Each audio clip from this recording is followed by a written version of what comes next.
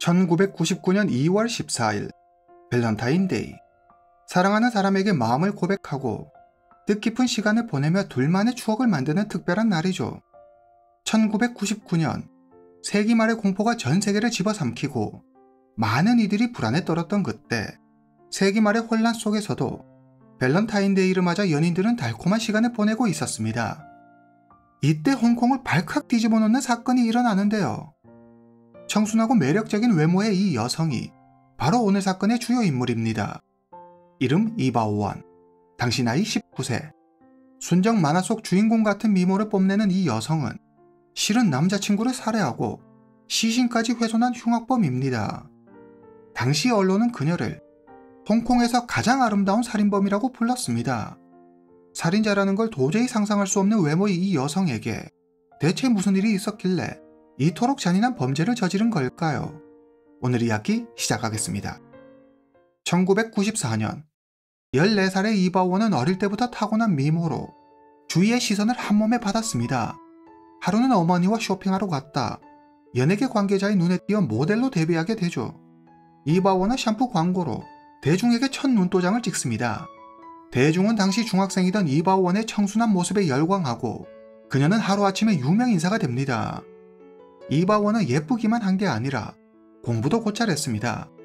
그녀는 지역에서 명문으로 유명한 둔문 천주교 중학교에 들어갑니다. 그리고 문학 동아리 회장을 맡기도 하죠. 평소 조용하고 차분한 성격의 그녀였지만 의외로 주위에 친구가 많았습니다. 특히 예쁜 외모 덕에 이바오원을 따라다니는 남학생들이 많았죠. 이바오원의 친구 중에 노래방에서 아르바이트하는 친구가 있었는데 그녀는 친구를 따라 자주 노래방에 놀러 갔습니다. 이바오원은 그곳에서 자신의 운명을 바꿀 한 남자를 알게 됩니다. 그의 이름은 장웨이원, 당시 나이 18세, 노래방 직원입니다. 공부에 흥미가 없었던 장웨이원은 일찍이 학교를 그만두고 집을 나와 아르바이트를 하며 지내고 있습니다. 부모님과 사이가 좋지 않았던 장웨이원은 직장에서도 자칭 분노 조절 장애로 여러 문제를 일으켜 자주 옮겨 다녀야 했습니다. 부모님의 통제를 벗어나자 말 그대로 고삐 풀린 망아지처럼 날뛰기 시작한 거죠. 그는 매일같이 친구들과 오토바이를 타고 거리를 질주하는 건 물론이고 매일 밤 친구들과 어울려 술파티를 벌이고 놉니다. 장웨이원은 이것이야말로 진정한 자유, 스웩이라고 생각하죠. 장웨이원은 노래방에서 일하면서 손님으로 온 이바오원을 보고 첫눈에 반합니다. 살면서 이렇게 예쁘고 청순한 여자는 처음이었죠. 장웨이원은 친구를 통해 이바오원을 정식으로 소개받습니다. 그리고 그녀의 마음을 얻기 위해 최선을 다하죠. 만날 때마다 선물을 사주는 건 기본이고 매너 있는 모습으로 다가가려고 노력합니다. 두 사람이 어느 정도 가까워지자 장웨이원은 이바오원을 자기 집으로 초대합니다. 이바오원은 세상 물정 모르는 순진한 10대 여학생입니다. 혼자서 남자 집에 간다는 게 무엇을 의미하는지 그리고 얼마나 위험한 일인지 그녀가 알 리 없었습니다. 이바오원은 자기에게 잘해주는 장웨이원이 마냥 좋았고 그래 믿었을 뿐이죠. 그녀는 아무 경계심 없이 장웨이원의 집으로 갑니다. 두 사람은 케이크를 나눠 먹고 음료를 마시며 즐거운 시간을 보냅니다. 아이처럼 맑게 웃는 이바오원의 모습이 오늘따라 더 매력적으로 보입니다. 장웨이원은 드디어 때가 되었다고 생각하죠. 이쯤이면 분위기도 올랐고 장웨이원은 끓어오르는 욕정을 참을 수 없었습니다. 그는 무방비 상태의 이바오원을 덮쳐버리고 이바오원은 강하게 저항했지만 이미 짐승으로 변한 남자의 힘을 당해낼 수는 없었습니다. 이바오원은 강제로 관계를 맺게 됩니다. 이바오원은 수치심과 두려움에 눈물을 흘리며 그를 믿은 자신의 선택을 후회합니다. 그녀는 여기서 나가기만 하면 장웨이원을 바로 경찰에 신고하겠노라 마음먹습니다. 이바오원의 생각을 눈치챘는지 장웨이원이 이바오원을 어루만지며 달콤한 말들로 그녀를 달래기 시작합니다. 울지마. 이게 다 어른이 되어가는 과정이야. 내가 널 진심으로 사랑해서 그러는 거야. 사랑하면 다 이렇게 하는 거야. 이제 내가 널 책임질게. 어리고 순진하기만 했던 이바오원은 평소 호감을 가지고 있던 장웨이원의 말발에 그대로 넘어가 버리고 두 사람은 이날로 연인이 됩니다. 이날 이후 이바오원의 머릿속은 온통 장웨이원의 생각으로 가득 찹니다. 그의 말과 그의 행동이 그녀에게 하나의 지침이 되어버리죠. 이바원은 학교 수업이 끝나면 곧장 장웨이원의 집으로 가 사랑을 나눕니다. 그때는 몰랐습니다. 지금 그녀가 한 선택과 행동이 훗날 어떤 후폭풍을 가져올지 말이죠. 1994년 말, 요즘 이바원의 몸 상태가 이상합니다. 도통 밥맛도 없고 속이 메스꺼리고 토할 것만 같아 뭘 제대로 먹을 수가 없습니다. 그녀는 병원에 가서 진찰을 받습니다. 그리고 이바원은 자신이 임신했다는 사실을 알게 됩니다. 그것도 이미 수개월이 지난 뒤였죠. 이바원은 부모님께 차마 이 사실을 말할 수 없습니다. 15살밖에 되지 않은 딸이 임신했다는 걸 알고 웃으며 반길 부모는 세상에 없을 테니까요. 그녀는 장웨이원을 찾아가 임신한 사실을 말합니다. 그러자 뭐? 임신? 뭐 하는 거? 당장 가서 지워야지. 두 사람은 그 길로 산부인과를 찾아갑니다. 하지만 의사는 단박에 그들의 요구를 거절하죠. 이바원이 아직 너무 어린 데다 워낙 약해 잘못하면 산모의 목숨이 위태로워질 수 있다는 이유에서였습니다. 두 사람은 수술을 해줄 수 있는 병원을 찾아 여러 산부인과를 돌아다니지만 돌아오는 대답은 모두 같았습니다. 상황이 여의찮게 되자 장웨이원은 절망하죠. 그러나 그와 달리 이바원은 아이를 운명으로 받아들이고 낳기로 마음먹습니다. 그녀는 임신 중에도 이전과 다름없이 매일 학교에 가고 성실한 학생으로 열심히 공부하는 모습을 보여줍니다. 하루하루 이바원의 배가 불러오기 시작합니다. 하지만 워낙 말랐기 때문에 사람들은 그녀가 살이 좀 쪘다고 생각하지 아직 어린 그녀가 임신했으리라고는 감히 상상도 하지 못했습니다. 이바원은 태교에 힘쓰며 좋은 엄마가 되기 위해 노력합니다. 그러나 장웨이원은 임신한 여자친구를 따뜻하게 감싸주고 챙겨주기는커녕 내내 구박하고 험한 막말을 퍼부었습니다. 그는 아이를 원치 않았죠. 하지만 이바원은 꼭 아이를 낳고 싶었습니다. 1995년 5월 이바원은 장웨이원의 집에서 아이를 낳습니다. 그녀를 닮은 예쁜 딸이었죠. 딸이 태어났음에도 장웨이원은 조금도 기쁘지 않았습니다. 안 그래도 없는 살림에 혹이 하나 더 생겼네. 징그러워. 이바원은 아이가 태어나면 장웨이원이 달라질 거라 기대했지만 조금도 달라지지 않는 그의 모습에 크게 실망합니다. 그래서일까요? 그녀는 장웨이원이 딸의 아빠라는 사실을 누구에게도 알리고 싶지 않았습니다. 그래서 딸의 이름도 자기 성을 따 이영유라고 짓습니다. 딸이 태어나고 장웨이원은 이전보다 더 심하게 이바원을 핍박하고 구박합니다. 야, 쟤 좀 어디다 갖다 버려. 넌 우리가 쟤를 어떻게 키운다 그래. 네가 자꾸 잊어버리나 본데 우리 둘 다 10대야. 아직 애라고. 그렇게 키우고 싶으면 너희 부모님 갖다 주던지. 동그란 두 눈에 작고 귀여운 손과 발, 맑은 얼굴로 자기를 바라보며 웃는 딸을 보며 이바원은 자기가 다 알아서 할 테니 제발 버리라는 말은 하지 말아달라고 부탁합니다. 완강한 이바원의 모습에 장웨이원도 마지못해 한 발 물러섭니다. 우선 딸을 자기 집에 두고 이바원이 전적으로 책임지고 딸을 보살피기로 하죠. 이바원은 학교 수업이 끝나면 곧장 장웨이원의 집으로 달려와 딸을 보살핍니다. 그리고 늦은 밤이 되어서야 녹초가 된 몸으로 부모님이 계신 집으로 돌아가죠. 부모님께는 공부할 게 많아 늦게까지 도서관에서 공부한다고 둘러대면서 말이죠. 공부하랴, 아이 돌보랴, 거기다 장웨이원의 눈치까지 살피느라 고단하고 힘든 일상이었지만 이바원은 딸을 보며 행복을 느낍니다. 6개월 후 이바원도 결국 한계에 부딪힙니다. 그녀는 딸을 더 잘 볼 수 있는 묘안을 떠올립니다. 엄마, 아빠, 이제 수능도 얼마 안 남았고 공부에만 집중하고 싶어서 그러는데 혹시 학교 앞에 나 방 하나만 얻어주면 안 돼? 똑 부러지게 자기 할 일 잘하고 성실한 딸을 철석같이 믿고 있었던 이바원의 부모는 딸의 부탁을 흔쾌히 들어줍니다. 이바원은 바로 장웨이원의 집으로 들어갑니다. 이바원은 한 달에 한 번 부모님으로부터 용돈을 받았는데 그녀는 부모님께 받은 용돈을 생활비와 딸 양육비에 썼습니다. 이바원의 집은 홍콩에서도 꽤 잘 사는 편에 속했죠. 그녀의 부모는 좋은 대학에 가겠다며 학교 앞에 집까지 얻어가며 애쓰는 딸이 기특하면서도 안쓰러워 넉넉하게 용돈을 챙겨줍니다. 두 사람이 본격적으로 동거를 시작하고 이바원이 집으로부터 경제적 지원을 받자 장웨이원은 이때다 싶어 일을 그만두고 집에서 놉니다. 이바오 원이 가져오는 돈만으로도 생활하는데 전혀 불편함이 없는데 가뜩이나 하기 싫은 일, 굳이 할 필요가 없었던 거죠. 장웨이원은 온종일 집에 틀어박혀 빈둥거리며 인터넷 게임만 합니다. 당연히 육아나 집안일은 거들떠 보지도 않죠. 보다 못한 이바원이 어디 가서 아르바이트라도 하라고 이야기하지만 돌아오는 건 욕과 막말 뿐이었습니다. 이바원은 혼자 딸을 돌보고 집안일을 하면서도 공부도 소홀히 하지 않았습니다. 그녀는 수능에서 원하는 대학에 들어갈 수 있을 만큼의 좋은 점수를 받습니다.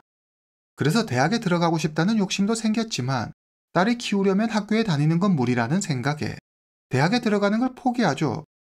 고등학교를 졸업한 이바오원은 계속 장웨이원의 집에 지내면서 오직 아이 돌보는 일에만 전념합니다. 하루하루 무척 고됐지만 그녀는 곧 좋은 날이 올 거라고 굳게 믿었습니다. 언젠간 장웨이원도 정신 차리고 좋은 남편이 될 거라고 믿었죠. 하지만 그녀의 간절한 바람과는 달리 더한 악몽이 그녀의 목을 죄어오고 있었습니다. 장웨이원은 어릴 때부터 욱하는 성질 때문에 늘 문제였습니다. 감정을 추스르지 못하고 공격적인 행동을 보일 때가 많았죠. 그런데 또 희한한 게 자기보다 강한 사람 앞에서는 찍소리도 하지 못하고 알아서 기는 전형적인 강약약강의 선택적 분노 조절 장애를 앓고 있었습니다. 딸이 태어난 후 그는 자기 삶이 완전히 끝나버렸다고 느끼죠. 자유롭지 못했으니까요. 자기를 이렇게 만든 딸과 이바원이 원망스러웠습니다. 이바원과 딸을 보고 있으면 불화가 치밀어 견딜 수가 없었습니다. 장웨이원은 거의 매일 술독에 빠져 살았습니다. 그리고 술에 취하면 하나의 공식처럼 어김없이 이바원에게 손을 대고 심한 욕을 퍼부으며 모든 화를 쏟아냈습니다.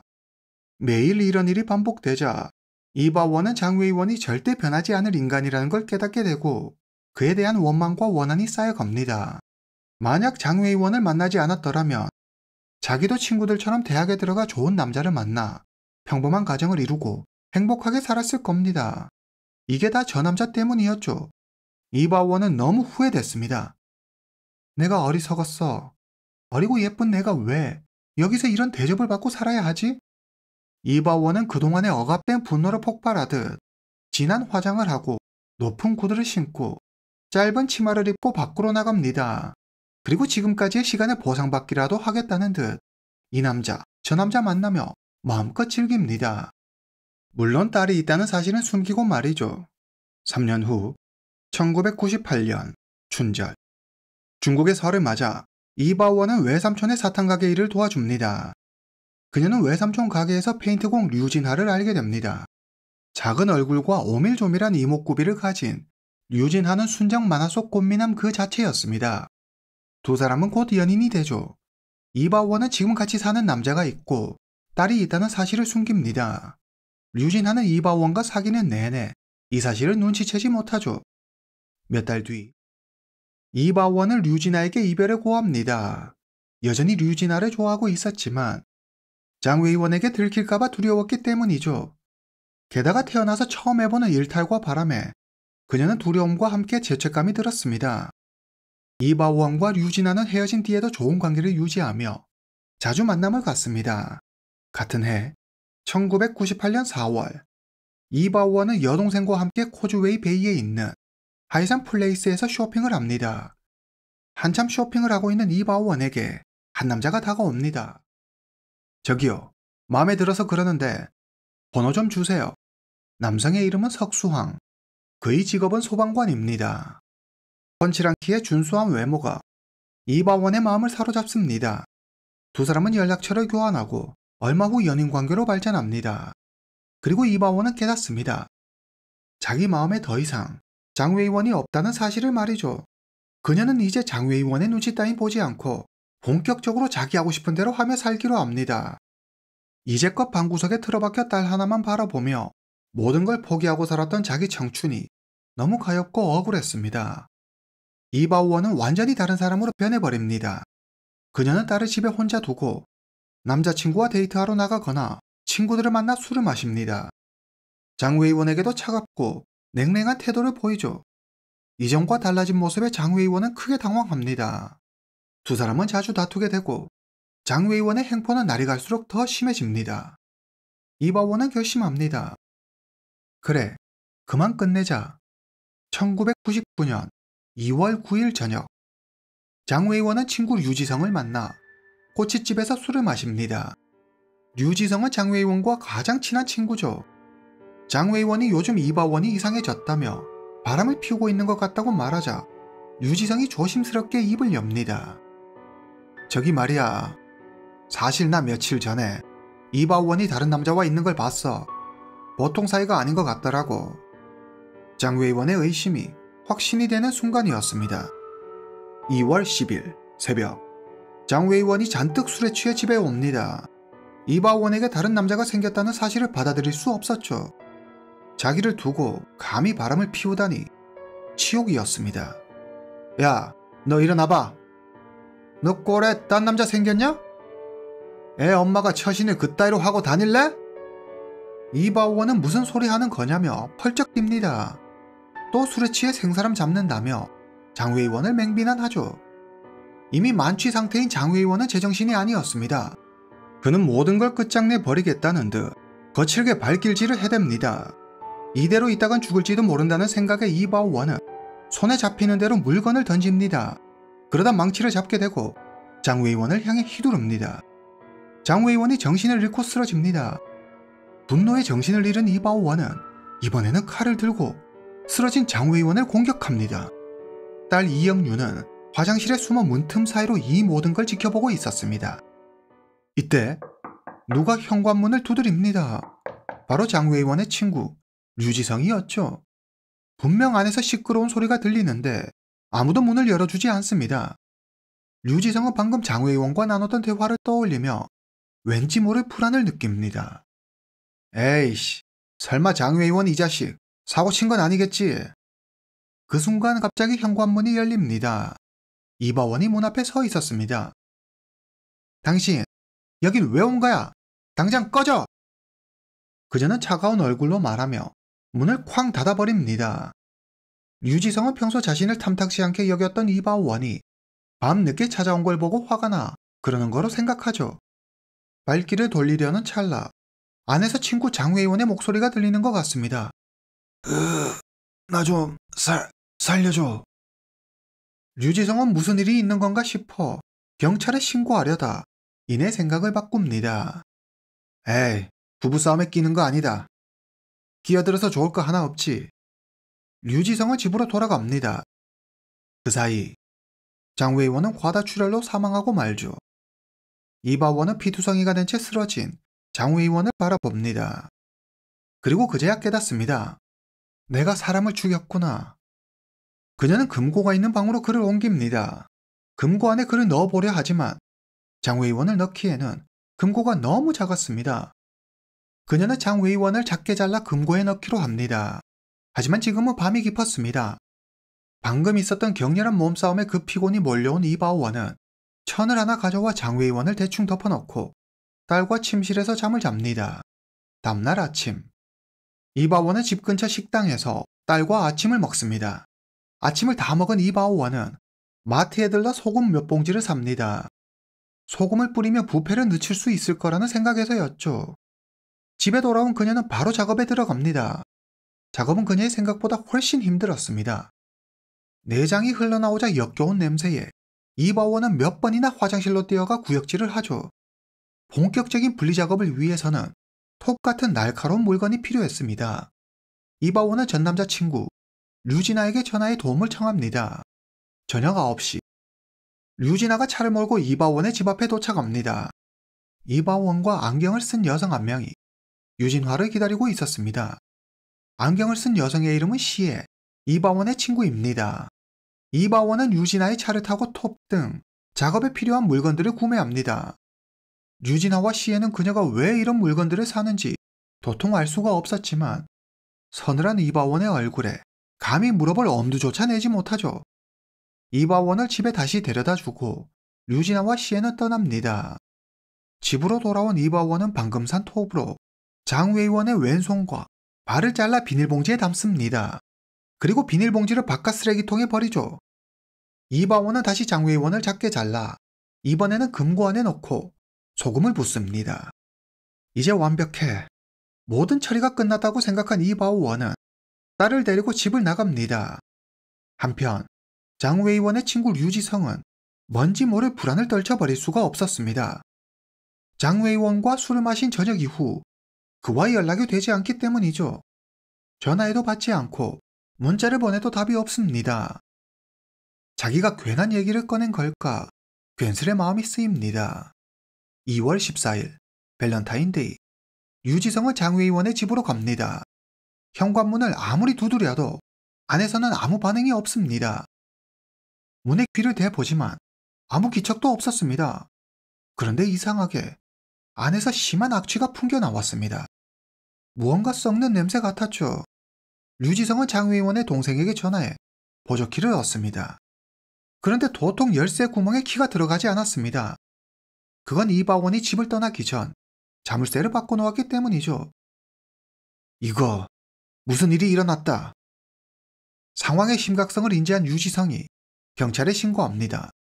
잠시 후 경찰이 도착하고 냄새! 경찰은 강제로 문을 열고 안으로 들어갑니다. 집안에는 아무도 없었죠. 하지만 집이 온통 피로 물들어 있었습니다. 경찰은 먼저 악취의 근원을 찾아 집안을 수색합니다. 얼마 후 방구석에 있는 금고를 발견합니다. 가까이 다가가니 참기 힘든 역겨운 내가 코를 찌릅니다. 경찰은 코를 막고 천천히 금고문을 엽니다. 그러자 소금에 절인 신체 토막들이 쏟아져 나왔습니다. 경찰은 금고 안에서 사람의 얼굴을 발견하는데 바로 장웨이원이었습니다. 경찰은 이바원을 유력한 용의자로 지목하고 추적에 나섭니다. 1999년 2월 17일 저녁. 유진아의 전화벨이 울립니다. 이바원이었습니다. 그녀는 울면서 자기가 저지른 일을 고백합니다. 나 이제 어떡해. 제발 나 좀 도와줘. 류진아는 처음에는 큰 충격을 받지만 이내 냉정을 찾고 자수를 권합니다. 이바원은 아무 말 없이 전화를 끊습니다. 류진아는 순간 자기도 공범이 될 수도 있다는 생각에 두려워집니다. 그는 곧장 경찰서로 달려가 신고하죠. 이바원이 저한테 전화했어요. 그녀가 그러더라고요. 남자친구 장웨이원을 죽였다고. 이어서 그는 자신이 이바원과 그녀의 친구 시에를 차에 태우고 함께 범행 도구를 산 일 등 자기가 알고 있는 모든 사실을 털어놓습니다. 경찰은 이바원의 친구 시에를 공범이라고 생각하고 즉시 그녀를 체포합니다. 경찰서를 떠나기 전 류진아는 이바원의 전화를 받습니다. 경찰의 지시에 따라 그녀에게 만나자고 제안하지만 이상함을 느낀 이바원이 바로 전화를 끊어버립니다. 경찰은 그녀를 검거하기 위한 작전에 돌입합니다. 1999년 2월 26일 경찰은 몽콕의 한 빌딩에 이바원이 딸과 함께 있다는 제보를 입수하고 즉시 출동해 그녀를 체포합니다. 법정에선 이바원은 우발적 범행임을 주장합니다. 장웨이원은 자기 뜻대로 되지 않으면 늘 손찌검을 해댔죠. 그날도 전 막고 있었어요. 이러다 진짜 죽겠다 싶어 어떻게든 그를 멈추게 해야만 했어요. 제가 그러지 않았더라면 아마 제가 죽었을 거예요. 그게 잘못이라면 그럼 전 죽을 때까지 막고만 있어야 한단 말인가요? 그녀는 이어 말합니다. 그리고 정신을 차려보니 범행이 들통날까봐 겁이 났어요. 제가 감옥에 가면 안 되잖아요. 그럼 딸은 어떻게 해요? 숨길 방법을 찾아야만 했어요. 어떻게든 들키지 않아야 한다는 생각에 그만. 이바원은 마지막으로 친구 시에는 아무것도 모른다며 그녀의 무죄를 주장합니다. 경찰 조사 결과 시에는 이 사건과 아무런 관련이 없다는 사실이 밝혀집니다. 시해는 혐의를 벗고 석방됩니다. 재판부는 우발적 살인이었다는 이바원의 주장을 받아들여 유기징역 10년형을 선고합니다. 사건은 이렇게 종결됩니다. 하지만 비극은 여기서 끝나지 않았습니다. 항상 이런 이야기의 가장 큰 피해자는 아이죠. 딸 이영유. 아이는 불안 환경에서 태어나 자랐고 범행 현장에 있었습니다. 그리고 엄마와 아빠의 모습을 다 지켜보았죠. 아빠는 죽었고 엄마는 감옥에 갔습니다. 이후 친가도 외가도 어느 쪽에서도 아이를 받아주지 않습니다. 갈 곳이 없었던 이영유는 보육원에 가게 되고 한 가정의 입양이 됩니다. 양부모는 그녀를 아끼고 사랑해 주었지만 그녀의 마음속에 남겨진 상처는 쉽게 가라앉지 않았습니다. 그녀는 순탄치 못한 삶을 살죠. 이영유는 학교 생활에 적응하지 못해 중학교 3학년 때 학교를 그만둡니다. 그리고 15살이 되던 해 가출해 나쁜 친구들과 어울려 다니죠. 술 마시는 건 기본이고 절대 해서는 안 되는 약물에까지 손을 대기 시작합니다. 결국 경찰에 체포된 이영유는 유기징역 5년 8개월을 선고받습니다. 지금은 이바원과 이영유 모두 출소한 상태입니다. 출소 후 이바원은 딸 이영유와의 만남을 거부합니다. 그리고 25년이 지난 지금 사건에 대한 언론 기사는 남아있지만 무슨 이유에서인지 그녀의 사진과 영상 자료가 이 사진 한 장을 제외하고는 작정한 듯 모두 자취를 감춰버렸습니다. 그녀는 지금 어디에 있는 걸까요? 오늘 이야기는 여기까지입니다. 다음 시간에 뵙겠습니다.